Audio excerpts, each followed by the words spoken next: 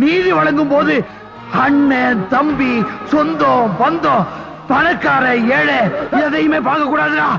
நாயத்தை மட்டும் தான் சொல்லணும். அனைவருக்கும் வணக்கம். சென்னை கிளாம்பாக்கத்தில் நேற்று இரவு திடீர்னு 1500க்கும் மேற்பட்ட மக்கள் போராட்டத்தில் ஈடுபட்டதாகவும் 4:30 மணிக்கு காவல்துறை அவங்க அத்தனை பேரையும் கைது செய்து ஊரப்பாக்கத்தில் கூடிய தனியார் மண்டபத்தில் அடைச்சி வச்சிருப்பதாகவும் செய்திகள் வந்தது. என்ன ஏதுன்னு விசாரித்து பார்த்தா, கிளாம்பாக்கத்தை பொறுத்தளவில் பொங்கல், தீபாவளி இந்த மாதிரி பண்டிகைகளில் பேருந்து குறைவாக இருக்கும், பேருந்து இல்லைன்னு சொல்லி போராட்டம் நடத்தலாம். இப்போ பொங்கல், தீபாவளியில் திடீர்னு எதுக்கு போராட்டம்னு பார்த்தா, போராட்டம் கிளாம்பாக்கத்தில் பேருந்து வரலங்கிறதுக்காக இல்லை, தங்களுடைய வாழ்வாதாரத்திற்காக செவிலியர்கள் போராடியிருக்காங்க. நேற்று காலையில் அனுமதி பெற்று சென்னை சிவானந்த சாலையில், நம்ம எம்எல்ஏ ஹாஸ்டலுக்கு பின்னாடி இருக்கக்கூடிய அந்த கூவமாத்து கரையில் சிவானந்த சாலை இருக்குது. சென்னையில் போராடணும் முன்னாடி வள்ளுவர் கூடத்தில் கொடுப்பாங்க, மக்களுக்கு அந்த போராட்டத்தில் தெரிஞ்சிடும் வள்ளுவர் கூடத்தில் போராடணும் அப்படிங்கிறதுக்காக இப்போ வள்ளுவர் கூடத்தில் அனுமதி கொடுக்காம ஊருக்கு ஒதுக்குப்புறமாக ஒரு ஓரத்தில் நின்று கத்திட்டு போ அப்படின்னு சொல்லி போராடக்கூடிய எல்லாருக்கும் சிவானந்த சாலையில் தான் காவல்துறை அனுமதி கொடுக்குது. அப்படிப்பட்ட நல்ல அரசு, வல்லரசு, கருத்து சுதந்திரமிக்க அரசு இந்த அரசு. அதனால் சிவானந்த சாலையில் அந்த செவிலியர்கள் போராட்டத்தை நடத்தியிருக்காங்க. காலையிலேருந்து உண்ணாவிரதம். இவங்க உண்ணாவிரதத்துக்கு மருத்துவத்துறையோ இல்லை மருத்துவத்துறை அமைச்சரோ செவிசாய்க்கலை அப்படின்னு ஒன்று போராட்டத்தை நீட்டிச்சிருக்காங்க.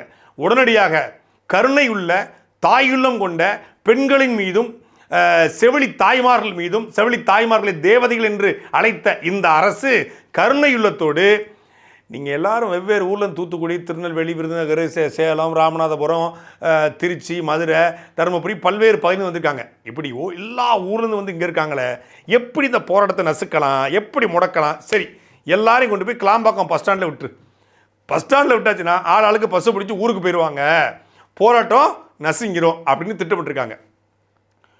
போராடுறவங்க, அரசை ஏற்று போராடுறவங்களை கிளாம்பாக்கம் பஸ் ஸ்டாண்டில் கொண்டு விட்டால் போராட்டம் தீர்ந்துடும் அப்படின்னா, இந்த நாட்டுக்கே மிகப்பெரிய பிரச்சனையாக இருக்கக்கூடிய இந்த அரசு, இந்த ஆட்சியாளர்களை நேராக கொண்டு போய் ஓங்கோலில் கொண்டு விட்டுட்டா பிரச்சனை தீர்ந்துருமா? இது எந்த மாதிரியான அணுகுமுறை?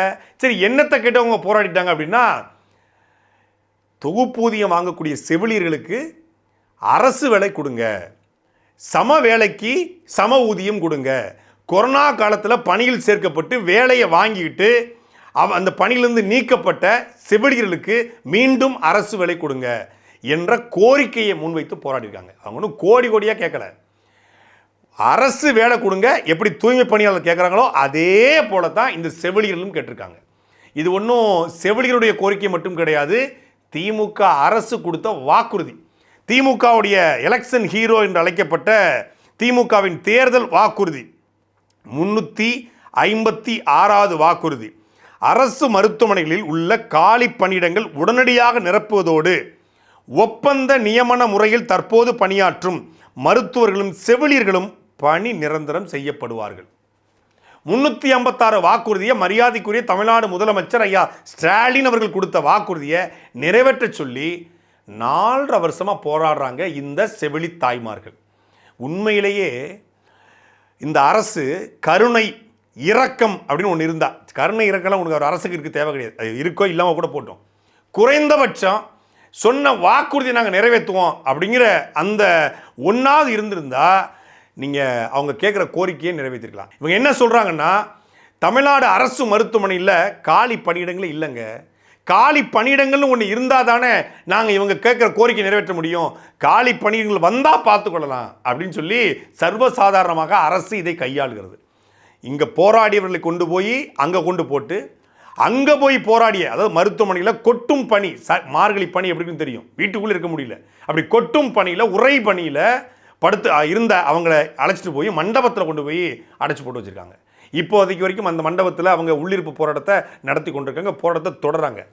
இப்போ என்ன ஏதுன்னு விசாரித்து பார்த்தா காலி பணியிடங்களே இல்லை என்று தமிழ்நாடு சுகாதாரத்துறை அமைச்சர் மரியாதைக்குரிய ஐயா மா சுப்பிரமணியன் சொல்லியிருக்காரு. காலி பணியிடம் ஏன் இல்லை அப்படிங்கிற கேள்வி தான் இப்போ அவங்க எழுப்புறது. கிட்டத்தட்ட தமிழ்நாடு முழுக்க புதிய மருத்துவமனைகள் இந்த ஆட்சியில் கட்டப்பட்டிருக்கா, கட்டப்படலையா? மருத்துவமனைக்குள்ளேயே புதிய வளாகங்கள் கட்டப்பட்டிருக்கா, கட்டப்படலையா? இப்போ கூட கலைஞர் கருணாநிதி நூற்றாண்டு பல்நோக்கு கூர் மருத்துவமனையை திறந்து வச்சாங்க. தமிழ்நாடு முழுக்க இப்படி பல்வேறு புதிய மருத்துவமனைகளும் மருத்துவமனை வளாகங்களும் கட்டப்பட்டிருக்கு. புதிய மருத்துவமனைகளும் மருத்துவமனை வளாகங்களும் கூடுதலான படுக்கை வசதிகளும், அதாவது கூடுதல் பெட்டுகள் அதிகரிக்கும் பொழுது எப்படி உங்களுக்கு பாலி பணியிடம் மட்டும் இல்லை, நீங்கள் பெட் அதிகரிக்கிறீங்க, பில்டிங் அதிகரிக்கிறீங்க, புதிய ஹாஸ்பிட்டல் வருது, அப்போ வேலைக்கு மட்டும் ஏன் ஆள் எடுக்கலை? இதை தான் அவங்க கேட்குறாங்க. அப்போ இதுக்கு பின்னாடி இருக்கக்கூடிய சூழ்ச்சி என்ன? எனக்கு வேலை கொடு என்பதை விட முக்கியமாக அவங்க வைக்கிற கோரிக்கை என்னன்னா, செவிலியர்கள் குறைவாக இருந்தால் ஒரு மருத்துவமனையில் நோயாளிகள் நேரடியாக பாதிக்கப்படுவாங்க. குறிப்பாக ஒரு மருத்துவமனையில் செவிலியர்களுடைய எண்ணிக்கை குறைவாக இருக்குன்னு வச்சுக்கோங்க. அந்த மருத்துவமனைக்கு வரக்கூடிய நோயாளிகளை, இப்போ அவர் அவுட் பேஷண்டாக ஒரு ஓபியாக வராரு, அவர் ஒரு அவசர சிகிச்சைக்கு வராரு. இப்போ ஸ்டாஃப் நர்ஸ் வந்து ஒரு 5 பேர் இருக்காங்க அப்படின்னா 5 நோயாளி வந்தால் 5 பேரையும் அந்த ஸ்டாஃப் நர்ஸ் வந்து அவங்கள முதல் உதவி செய்ய முடியும். அதுக்கப்புறம் தான் மருத்துவர் வருவார். முதல் உதவி செய்தியாருன்னா ஸ்டாஃப் நர்ஸ் தான். இப்போ அதுக்கப்புறம் உள்ளுக்குள்ளே அவங்க வந்து ஐசியூ கொண்டு போகிறாங்க. இப்போ ஐசியூலையும் செவிலியர்களுடைய எண்ணிக்கை குறைவாக இருக்குது அப்படின்னா அந்த நோயாளிக்கான படுக்கையிலிருந்து தொற்று, பெட்லேருந்து வரக்கூடிய இன்ஃபெக்ஷன் பரவுக்கான வாய்ப்புகள் அதிகமாக இருக்குது. அந்த ஹாஸ்பிட்டல் சம்பந்தமான இன்ஃபெக்ஷன் பரவுக்கான வாய்ப்புகள் இருக்குது. ஒரு நோயாளி அந்த மருத்துவமனையில் மருத்துவர்களை தாண்டி செவிலியருடைய எண்ணிக்கை குறைவாக இருந்தால் 30 நாளைக்குள்ள அவர் உயிரிழப்பு அடைவதற்கான வாய்ப்புகள் அதிகமாக இருக்குது அப்படிங்கிறத ஒரு ஆய்வே சொல்லியிருக்கு. ஒரு மருத்துவமனையில் குறைந்தபட்சம் 6 பெட்டுக்கு ஒரு செவிலியர், அப்புறம் அடுத்து வரக்கூடிய ஒவ்வொரு 3 பெட்டுக்கும் ஒரு செவிலியர் என்ற அடிப்படையில் இருக்கணும். குறைந்தபட்சம் 1000 நோயாளிகள், உயிர் நோயாளிகள் இருக்கக்கூடிய ஒரு மருத்துவமனையில் குறைந்தபட்சம் நீங்கள் வந்து 250 பேர் இருக்கணும், 250 செவிலியர் இருக்கணும். திருப்பத்தூர் மாவட்டத்தில் எடுத்துக்காட்டுக்கு ஒரு அரசு மருத்துவமனை 1000 உள்நோயாளிகள் இருக்காங்க, வர்றாங்க ஒரு மாதத்துக்கு. ஆனால் மொத்தமாக அங்கே இருக்கக்கூடிய ஸ்டாஃப் நர்ஸ் எண்ணிக்கையை மொத்தமாக பார்த்தா 80 பேர் தான் இருக்காங்க. 260 பேர் இருக்க வேண்டிய இடத்துல 80 பேர் இருந்தாங்கன்னா அந்த நோயாளிகள் நேரடியாக பாதிக்கப்படுறான். நோயாளிகளை கவனிக்க முடியாது, நோயாளிகளுக்கு வந்து இந்த படுக்கை சம்பந்தமான நோய் வர வாய்ப்பு இருக்கிறது. அது எல்லாத்தையும் தாண்டி நோயாளிகளுக்கு சரியான நேரத்துக்கு மருந்து கொடுக்க முடியாது. இன்னொன்று, குறைந்த செவிலியர்கள் நிறைய நோயாளிகள்ங்கும்போது ஸ்ட்ரெஸ் ஏற்படும், அந்த வேலையில் ஏற்படக்கூடிய மன உளைச்சல் ஏற்படும். இதில் மருந்துகளை மாற்றி கொடுக்குறாங்க. அப்போ இதோட நர்ஸு மாற்றி கொடுத்துட்டாங்க, செவிலியர் மாற்றி கொடுத்துட்டாங்க அப்படின்னு அவங்க மேலே பழிய போடுவாங்க. ஆனால் நீங்கள் 100 பேஷண்ட் இருக்காங்க, இப்போ 100 பேஷண்ட்டுக்கு 10 நர்ஸ் தான் இருக்காங்க அப்படின்னா யாருக்கு என்ன பண்ணுறது அப்படிங்கிறது குழப்பம் ஏற்படும். அதில் மருந்துகள் கூட மாற்றி கொடுக்க வாய்ப்பு இருக்கிறது. அப்போ சரியான செவிலிகள் இருந்தால் மட்டும்தான் அந்த நோயாளிகளை சரியாக கவனிக்க முடியும். அப்போ மருத்துவ ரீதியான பிழைகள் நடக்காமல் இருக்கிறதுக்கு, மருந்துகளை சரியாக கொடுப்பதற்கு, மருத்துவமனை சம்பந்தமான நோய்கள் வராமல் இருப்பதற்கு, ஒரு உள்நோயாளி வந்தால், ஒரு ஐசியூவில் ஒரு அவசர சிகிச்சைக்கு வந்தால் உடனடியாக சிகிச்சை அளிக்க அந்த மருத்துவமனையில் செவிலியர்கள் மிக மிக முக்கியம். இன்னைக்கு தமிழ்நாடு அரசு மருத்துவமனை உலகத்தரத்தில் இருப்பதாக சொல்லிக் கொள்றாங்க. பீகாரை பாருங்க, ஊபியை பாருங்க, மாப்பியை பாருங்க, மற்ற மாநிலங்களை விட மருத்துவ கட்டமைப்பு நம்மகிட்ட நல்லா இருக்குன்னு சொல்றாங்க. அப்படி மருத்துவ கட்டமைப்பு மிக சரியாக இருப்பதாக சொல்லக்கூடிய இந்த மாநிலத்தில் கிட்டத்தட்ட 18,868 செவிலியர்கள் நியமனம் செய்யப்படவில்லை. இந்த காலகட்டத்தில் மட்டும் நியமனம் செய்யப்படலை. இவங்க எல்லாருமே அரசு ஒரு செவிலியருக்கு அரசு ஊழியர் ஆக்குறதுல இந்த அரசுக்கு என்ன அப்படி சட்ட சிக்கல்? அப்படி என்ன சட்ட சிக்கல் இருக்கு? இது வந்து நீதிமன்றத்துக்கு தமிழ்நாட்டுடைய செவிலியர் சங்கத்தின் சார்பாக போகிறாங்க. தமிழ்நாடு அரசு இதை எடுத்துகிட்டு போய் உச்சநீதிமன்றத்துக்கு கொண்டு போகுது, மேல்முறையீடு போகுது. மேல்முறையீடு போயாவது இவர்களுடைய பணி நியமனத்தை தடை செய்யணும் அப்படிங்கிற அளவுக்கு உங்களுக்கு அப்படி என்ன கோடி கோடியாக நீங்கள் கொட்டி கொடுத்துட போகிறீங்களா? அதிகபட்சம் ஒரு நர்ஸினுடைய சம்பளம் 18,000 ரூபா, 7,000 ரூபா வாங்கிட்டு இருந்தாங்க, இவன் 18,000 ரூபா வாங்குறாங்க. இந்த 18,000 ரூபாயை வந்து நீங்கள் அரசு வேலையாக கொடுத்து ஊதியத்தை கொடு, சம வேலைக்கு சம ஊதியத்தை கொடு அப்படிங்கிறத கேட்குறாங்க. இதில் என்னையா உங்களுக்கு கஷ்டம்? இதை எல்லாத்தையும் தாண்டி இதுக்கு பல்வேறு ரெகுலேஷன்ஸ் கொடுத்துருக்காங்க. ஒரு ஹாஸ்பிட்டலில் எத்தனை பேஷண்ட்டுக்கு எத்தனை நர்ஸ் இருக்கணும் அப்படிங்கிற ரெகுலேஷன்ஸ் இருக்குது. அதில் குறிப்பாக Tamil Nadu clinical establishment regulation rules 2018, இதுதான் வந்து 6 நோயாளிகளுக்கு ஒரு செவிலியர், அடுத்தடுத்து வரக்கூடிய 3 நோயாளிகளுக்கு ஒரு செவிலியர் என்ற கணக்கில் இருக்கணும் அப்படின்னு சொல்கிறாங்க. Indian nursing council staffing norms அப்படின்னு சொல்லி அந்த ரூல்ஸ் அடிப்படையில் 3 ஒரு பெட் இருக்குன்னா அதுக்கு ஒரு செவிலியர் அப்படின்னு சொல்கிறாங்க. ஐசியூ பொறுத்தவரை ஒரு நோயாளிக்கு ஒரு பெட்டுக்கு ஒரு செவிலியர், இது நாம்ஸ். நீதிமன்றமும் இதை வலியுறுத்துது, இந்தியன் மெடிக்கல் கவுன்சிலும் இதை வலியுறுத்துது. அதே போல் nurse staffing recommendations of various Indian committee அதுவும் வலியுறுத்துது. IPHS Indian public health standards norms அதுவும் வலியுறுத்துது. இப்படி பல்வேறு ஸ்டாண்டர்ட்ஸு பல்வேறு ரெகுலேஷன்ஸு வலியுறுத்தியும் கூட எந்த ரூல்ஸையும் எந்த ரெகுலேஷனையும் எந்த வரையறையையும் தமிழ்நாடு அரசு பின்பற்றலை. பின்பற்றலங்கடி கடந்த 20 ஆண்டு காலமாகவே தமிழ்நாட்டில் பல்வேறு மருத்துவமனைகள், மருத்துவ வளாகங்கள், படுக்கை வசதிகள் அதிகப்படுத்தியும் கூட நீங்கள் ஏன் அரசு வேலை கொடுப்பதில் தயங்குறீங்க? அதுதான் இங்கே இருக்கக்கூடிய ஒட்டுமொத்தமான செவிலியருடைய கோரிக்கை. இந்த கோரிக்கையை வச்சதுக்கு சிவானந்தா சாலையில் உண்ணாவிரதம் இருந்த 1500 பெண்கள்ங்க, பாரபட்சமே பார்க்காம ஒரு பஸ்ஸுக்கு 150 பேரை அடைச்சி, ஒரு பஸ்ஸில் 50 பேர் போகலாம், 150 பேரை ஏற்றிருக்காங்க. நேற்று இரவோடு இரவாக 150 பேரை ஏற்றி எந்த ஊடகத்திலையும் செய்தியை வராத முடியாத அளவுக்கு காட்டி கிளாம்பாக்கத்தில் கொண்டு போய் இறக்கி விட்டுருக்காங்க. கிளாம்பாக்கத்தில் இறக்கி விட்டால் ஊருக்கு ஓடி போயிடுவாங்க, பணிகாலம், எல்லாம் குழந்தைகள் வச்சுருக்காங்க, எல்லாம் கல்யாணம் முடிஞ்சவங்க அப்படின்னு ஒரு அரசு பண்ணுதுன்னா எவ்வளவு கொடுங்கோன்மை! இது சர்வாதிகாரம் இல்லை, கொடுங்கோன்மை அரசு. அந்த கிளாம்பாக்கத்தில் அந்த பெண்கள் அங்கேயும் படுத்து கிடந்து உண்ணாவிரதம் இருந்த உடனே திருப்பி 4:30 மணிக்கு அவங்கள போய் காவல்துறை அள்ளி கொண்டு போய் ஊரப்பாக்கத்துக்கூடிய போடுதுன்னு அப்படின்னா ஒரு போராட்டத்தை முடக்க இந்த அரசு எந்த எல்லைக்கும் போகும் அப்படின்னா இது எந்த மாதிரியான அரசு?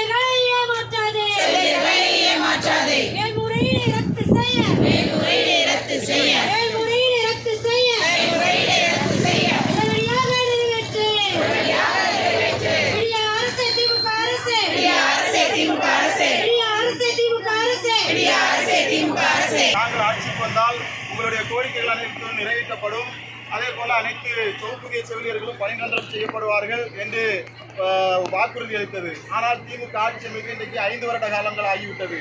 அதன் பின்பு வெறும் 3000 செவிலியர்கள் மட்டுமே இன்றைக்கு கூடுதலாக பணிநிரந்தரம் செய்யப்பட்டுள்ளார்கள்.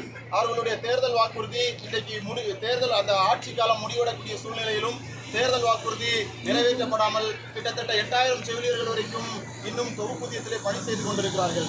அதே சமயத்தில் இன்றைக்கு மருத்துவமனைகளாக இருக்கட்டும், கிட்டத்தட்ட 40% மேலே இன்றைக்கு புதிய திட்டங்கள் அறிமுகப்படுத்தப்பட்டிருக்கிறது. புதிய திட்டங்கள் அறிமுகப்படுத்தப்பட்டாலும் அந்த திட்டங்களுக்கு ஏற்ப நிரந்தர செவிலியர்களையோ மருத்துவ ஊழியர்களையோ இன்றைக்கு பணி அமர்த்தாமல் இந்த திமுக அரசு செயல்பட்டு கொண்டிருக்கிறது. வெறும் விளம்பரத்தை மட்டுமே செய்து கொண்டு இருக்கக்கூடிய ஊழியர்களை வைத்து தொகுப்பூதிய முறை, அத்துக்கூலி முறை என்ற நடைமுறையில் போய்கொண்டிருக்கிறது. அதே நேரத்தில் செவிலியர்களுக்கு, நிரந்தர செவிலியர்களுக்கு இணையாக தொகுப்பூதிய செவிலியர்களும் சமவேலைக்கு சம ஊதியம் என்று ஒரு தீர்ப்பை வழங்கி இருக்கிறது.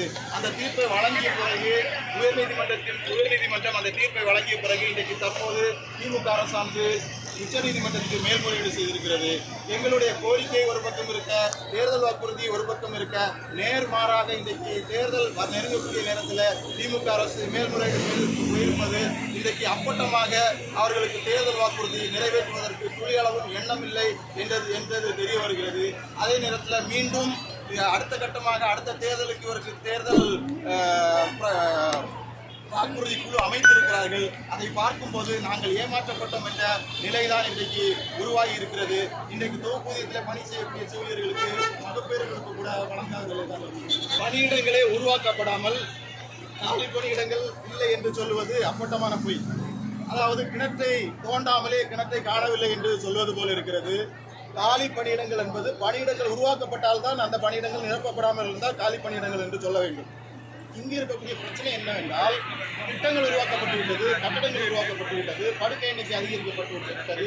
அமைச்சரை சொல்லுகிறார், எங்களுடைய ஆட்சியில் அதிகப்படியான எண்ணிக்கையில் பொதுமக்கள் மருத்துவமனை தேடி வருகிறார்கள். உண்மைதான், அதிகப்படியான திட்டங்களை உருவாக்கி இருக்கிறீர்கள், உண்மைதான். ஆனால் திட்டங்களை உருவாக்கினால் அந்த திட்டங்களை செயல்படுத்துவதற்கு செவிலியர்களோ மருத்துவ ஊழியர்களோ வேண்டும். அங்கு இல்லாத பட்சத்தில் காலி பணியிடங்கள் இல்லை என்று சொல்வது அப்பட்டமாக ஒரு உண்மையை மறைத்து அவர் தவறான தகவலை கொடுக்கிறார் என்றுதான் இருக்கிறது.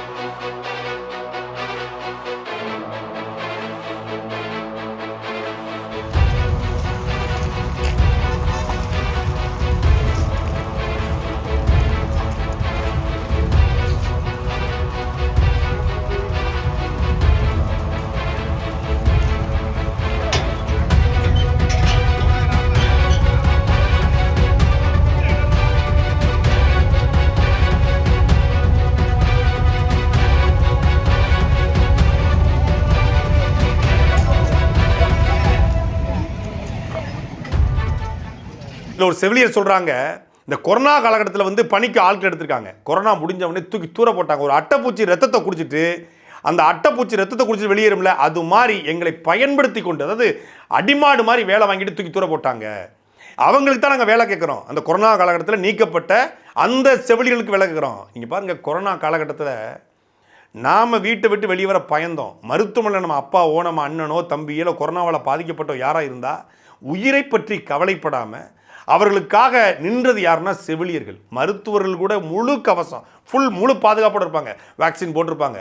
ஆனால் எதை பற்றியும் கவலைப்படாமல் நின்றது செவிலியர்கள்.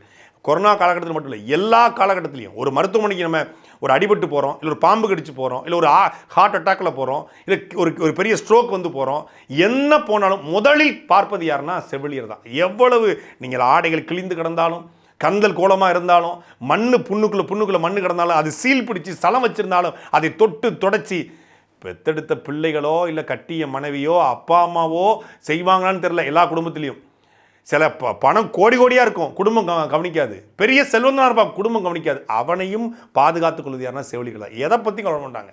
அவங்க வந்திருக்கிறது பணக்காரனா ஏழையா, இந்த சாதியா இந்த மதமா, அவர் இந்த பின்னணியா, அவர் இந்துவா முஸ்லீமா, அவர் இந்தியனா இந்தியன் இல்லையா, யாரில் மனிதன் மனித நேயத்தோடு சேவையாற்றக்கூடிய ஒரு துறை செவிலியர் துறை, மருத்துவத்துறை. அது குறிப்பாக செவிலி தாய்மார்கள். அதனால தான் அவங்களை வந்து சிஸ்டர்னு அழைக்கிறாங்க. ஒரு பாசத்தோட எல்லாரையும் சிஸ்டர். ஒரு போலீஸ் போய் சிஸ்டர்னு சொல்ல முடியுமா? இன்ஸ்பெக்டர் சிஸ்டர், யாரெல்லாம் சிஸ்டருங்க, நீ யாரும் என்ன சிஸ்டர்னு கூப்பிட்றதுக்கு, யார் நீ அப்படிம்பாங்க. இல்லை ஒரு ஜட்ஜை போய் சிஸ்டர்னு சொல்ல முடியுமா? சிஸ்டர் அடி விழுந்துடும். ஒரு 15 நாள் ரிமாண்டு கூட எக்ஸ்டெண்ட் பண்ணி விட்ருவாங்க, ஜாமீன் கேன்சல்ன்றாங்க. இல்லை ஒரு டாக்டரை போய் சிஸ்டர் சொல்ல முடியுமா? யாரா டாக்டருங்க, நான் எம்டிடா கைனகாலஜிஸ்ட் ஓடுன்றுவாங்க. யாரை சொல்ல முடியும்? சிஸ்டர் என்று அன்போடு அழைக்க முடியும் அப்படின்னா, உரிமையோடு அழைக்க முடியும்னா நர்ஸு மட்டும்தான் அழைக்க முடியும். ஏன்னா ஒரு சகோதரி செய்யக்கூடியதை அந்த சகோதரத்துவத்தோடு செய்யக்கூடியவர் செவிலியர்கள். அதனால தான் அவங்க வாழும் தேவதைகள் என்று அழைக்கப்படுறாங்க. அப்படிப்பட்டவங்களை பேருந்து நிலையத்தில் பணியில் போராடுவது எவ்வளோ பெரிய கொடூரம். நீங்கள் பாருங்க, ஒரு பேருந்தில் ஒரு பெண் பயணிக்கும் போது கை பட்டுட்டா கூட அந்த பெண் வந்து சண்டை போடுவாள். ஒரு அடுத்தவனுடைய கை கூட மேலே படக்கூடாதுன்னு நினைக்கக்கூடிய பெண்கள், குறிப்பாக தமிழ்நாட்டு பெண்கள், யாருனே சம்பந்தம் இல்லாத ஒரு நபரை தொட்டு துடைத்து அவரை பத்திரப்படுத்தி அவரை உயிரை காப்பாற்றுறாங்கன்னா எவ்வளவு பெரிய, வெறும் பணத்துக்காக மட்டும்தானா? சேவை மனப்பான்மை இருந்தால் மட்டும்தான் இந்த செவிலியராகவே வர முடியும். அப்படி சேவை மனப்பான்மை கொண்ட ஒரு உயிரை காப்பாற்றக்கூடிய உன்னதமான பணியை செய்யக்கூடிய, கடவுளை தாண்டிய பணியை செய்யக்கூடிய இவர்களை நீங்கள் தெருவில் போட விட்டு அவங்கள்கிட்ட என்னையா கேட்டாங்க? ஏன்னா கோடி ரூபா சம்பளம் கேட்டாங்களா? பல ஆண்டுகளாக வேலை பார்க்கக்கூடிய செவிலியர்கள் 80,000 90,000 வாங்குறாங்க. அவர்களை விட, அதாவது மூத்த செவிலியர்களை விட இன்னைக்கு பணிக்கு சேரக்கூடிய செவிலியர்களுக்கு தான் பணிச்சுமை அதிகம். ஏன்னா அவங்களுக்கு கூட அந்த அவங்க ஒரு சில விஷயங்கள் தெரியும், அந்த மருத்துவமனையை பற்றி முழுமையாக தெரியும், அப்படி ஸ்மார்ட் ஒர்க் பண்ணுவாங்க. ஆனால் ஹார்ட் ஒர்க் பண்ணக்கூடியது புதிதாக வேலைக்கு சேர்றது. அது எல்லா துறையிலும் அப்படி தான். புதிதாக வேலைக்கு சேரக்கூடியவங்க தான் அதிக பணிச்சுமைக்கு ஆளாவாங்க. அது நீங்கள் ஒரு எஸ்பி இருப்பார், எஸ்பி கூட உட்காந்துருப்பார், ஆனால் போலீஸ் தான் பரபரப்பாக இயங்குவாங்க. அது எல்லா துறையிலும் அப்படி தான். அப்படி மருத்துவத்துறையிலையும் செவிலியர்கள் துறையிலையும் புதிதாக வேலைக்கு செய்கிறவங்க பணிச்சுமை அதிகமாக இருக்குது. அப்போ இந்த பணிச்சுமை அதிகமாக இருப்பவர்களுக்கு சம வேலையை கொடுங்க. நாங்கள் 10 வருஷம் 15 வருஷம் வேலை பார்த்துருக்கான சம்பளத்தை கேட்கல, எங்களுக்கான சம்பளத்தை, எல்லாம் சரியான சம்பளத்தை கொடு, அரசு வேலையை கொடுன்னு கேட்பது எந்த விதத்தில் தவறு? இது வரைக்கும் யாராவது எங்களை பார்க்க வந்திருக்காங்களா? நேற்று அத்தனை மணி நேரம் உட்காந்து தெருவில் உட்காந்துருந்தோம். ஒரு கரெக்டான ஒரு அரசியல் நடத்துறாங்கன்னா என்ன பண்ணணும்? முன்னாடி வந்து நிக்கணும், முன்னாடி வந்து நின்று இன்னாமா கோரிக்கை இன்னாதான் அங்க பண்ணணும். ஆளே இல்ல, வேகன்சியே இல்லமா அப்படின்றத வந்து எங்களுக்கு அட்லீஸ்ட் நேர்லயாவது வந்து உருவாக்கல. இவ்வளவு வருஷம் பண்ணாதவங்க ஆட்சி முடிகிற டைம்ல இப்ப பண்ணுவாங்க நம்பிக்கை இருக்கா உங்களுக்கு? இவ்வளவு நாளும் நாங்க ரெக்வெஸ்ட் பண்ணி தான் பாக்குறோம், எதுவுமே பண்ணல. அவங்க நாங்க கண்டினியூவா இது இல்ல இப்போ வரைக்கும் அந்த பேச்சுவார்த்தையில என்ன சொல்லிருக்காங்க? இப்போ வரைக்கும் அவங்க கரெக்டான பதில் சொல்லல. வாக்குறுதி நிறைவேற்றணும்னு அவசியம் இல்ல அப்படின்றாரு. தேர்தல் வாக்குறுதியை நிறைவேற்றுதானே வாக்குறுதியை கொடுக்குறாங்க. அவசியம் இல்லையே. அப்படி ஒண்ணும் பண்ணணும்னு அதான் இது மா சுப்பிரமணியன் சொல்றாரா? வேகன்சி இருந்தாதான் போடுவோம். அவர் அந்த எங்ககிட்ட கூட இருக்கு, நாங்கள ஆர்டர் எடுத்தோம், எங்க கையில ஆர்டர் இருக்கு. அந்த ஆர்டர் வந்து நீங்க 10 வருஷமா வேகன்சியே இல்லாம இருக்குன்னா நீ ஏன் ரெக்ரூட் பண்ற? அடுத்த எக்ஸாம் ஏன் அப்சர்வ் பண்ற? 2015க்கே ஆள் இல்ல, 2019 எதுக்கு எக்ஸாம் கண்டக்ட் பண்றீங்க? நான் இது ராமச்சந்திர ஹாஸ்பிடல்ல 10 வருஷமா ஒர்க் பண்ணி இருக்கிறேன். இப்போ நான் அந்த இடத்துல இருந்தேன்னா எனக்கு வந்து 50,000 ரூபாய் சம்பளம், 30,000 ரூபாய் சம்பளம் வந்து ஊர்ல கிடைக்குது, கவர்மெண்ட் ஜாப் கிடைக்குது, நான் விட்டுட்டு வெளியில வரேன். ஹாஸ்பிடல்ல கூட வேகன்சி இல்லன்றத அவங்க காட்ட சொல்லுங்க. கட்டிட்டேன்றார், புது கட்டடம் கட்டி ஒரு கோரிக்கை படிச்சாரு காலையில. என்ன சொன்னாருன்னா 2 வருஷம் கன்சல்டேட்டட் பே, அதுக்கப்புறம் வந்து ரெகுலர் வேகன்சி இருந்தாதான் அப்சர்வ் பண்ணுவோம்னா. 10 வருஷமா நீங்க வந்து பெட் இன்க்ரீஸ் பண்ணீங்க, மக்கள் தொகை அதிகமாகுது, கட்டின்னு போறீங்க, ஆனா வந்து ரிட்டையர்மென்ட் ஆகுறாங்க, அதுல வந்து ஆகுறாங்க. நீங்க ஸ்டாஃப் ரேஷியோ மட்டும் இன்க்ரீஸ் பண்ண மாட்டீங்க. எப்படி நீங்க தானே அப்சர்வ் பண்ணணும். இப்போ ஒரு புது எங்க ஹாஸ்பிட்டல்ல வந்து 12 பெட்டட் ஐசியூ ஸ்டார்ட் பண்ணிருக்காங்க. ஐசியூக்கு யார் ஆள் போடுவீங்க? புதுசா ஸ்டார்ட் பண்ணா புது ஸ்டாஃப் போடணும். காலையில 2 ஸ்டாஃப் 12 1:1 கேர். பிரைவேட்ல பாத்தீங்கன்னா ஒரு ஐசியூ பேஷண்ட்னா 1:1 கேர். நாங்க 6 பேஷண்ட் கூட பாக்குறோம். அட்லீஸ்ட் 2 ஸ்டாஃப் போடுங்க. காலையில 2, மத்தியானம் 2, நைட் 2, லீவ்ல 2 ஸ்டாஃப். ஆல்டர்னேட்டிவா மாத்தணும். ஒரு 8 ஸ்டாஃபாவது அங்க ரெக்ரூட் பண்ணணும். ஒரு ஆப்தால் பில்டிங்னு ஸ்டார்ட் பண்ணிக்கிறீங்க, ஒரு ஸ்டாஃப் இது வரைக்கும் அலாட் பண்ணல.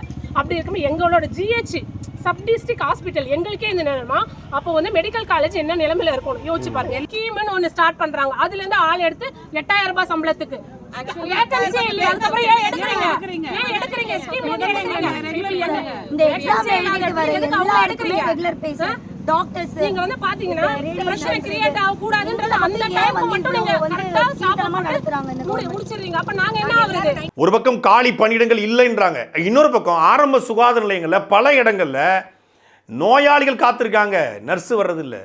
டாக்டர்ஸ் எப்பயாச்சும் தான் வருவாங்க, அப்படி வந்தாலும் நர்ஸ் இல்லை, நர்ஸ் இருந்தால் டாக்டர் இல்லை அப்படிங்கிற நிலைமை இருக்குது. Staff nurse, nursing சூப்பரண்டு, nursing superintendent 2 இந்த 3 பணியிடங்களை நியமிங்க, இதை அரசு வழியாக்குங்க. இந்த கோரிக்கை நிறைவேற்றுவதில் என்ன தயக்கம்? அப்போ தமிழ்நாடு அரசு திட்டமிட்டு இந்த செவிலியர்களை வேலைக்கு அமர்த்தாமல் தங்களுடைய வாக்குறுதியும் நிறைவேற்றாமல் அவருடைய வாழ்வாதாரத்தை முழுமையாக அளித்துக் கொண்டிருக்கிறது. தமிழ்நாடு முதலமைச்சர் தலையிட்டு உடனடியாக தான் சொன்ன வாக்குறுதியை நிறைவேற்றுறது மட்டும்தான் அவங்களுக்கு செய்கிற ஒரே ஒரு கைமாறா இருக்க முடியும். சாட்டை எடுத்து நாட்டை திருத்து